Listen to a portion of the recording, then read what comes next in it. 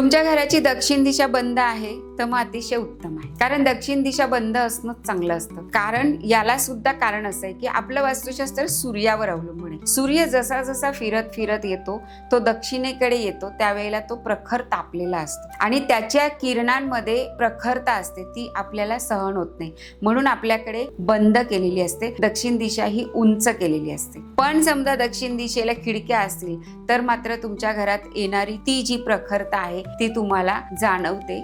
त्या प्रखरतेला तुम्हाला सामोरं जावं लागतं. ही या घरामध्ये मग काय होतं, या प्रखरतेमुळे, या सूर्याच्या प्रखर तेजामुळे तुमच्या घरातली डोकी जरा तापली जातात, संताप येतात, लोकांना राग येतात, कुठल्या तरी गोष्टीचा बाऊ करून त्याच्यावरून भांडण घरामध्ये होऊ शकतं. मग यावेळेला तो जो दक्षिणेला मंगळ ग्रह हा उच्चीचा आहे. ही मंगळाची दिशा आहे, ही यमाची दिशा आहे. त्यामुळे या दिशेला पिवळसर कलर किंवा जेसलमेर सारखा लादीचा जो कलर असतो तो कलर, किंवा मंगळाचा थोडासा रेडिश त्याला आपण ब्राउनिश किंवा मातीचा कलर, कौलांचा जसा कलर असतो अशा कलरचे पडदे तुम्ही या खिडकींना लावू शकता. आणि पिवळ्या कलरचं ग्रिल जे असतं ते काळा कलर, पिवळा कलर, सफेद कलर इथल्या दक्षिणेच्या ग्रिलला तुम्ही लावायचा नाही, तर पिवळा किंवा काळा. तर अशा प्रकारे रंगसंगती, पडद्यांचा कलर आणि खिडक्या जास्तीत जास्त बंद ठेवणं, हे उपाय तुम्ही करून तुमच्या दक्षिणेची ऊर्जा तुम्ही थांबवू शकता आणि सकारात्मक ऊर्जा घेण्याचा प्रयत्न तुम्ही करू शकता. तरी सुद्धा तुम्हाला जर कळत नसेल तर तुम्ही नक्की वास्तू सल्लागारचा सल्ला घेऊन या दिशेला नेमकं आम्ही काय करावं हे तुम्ही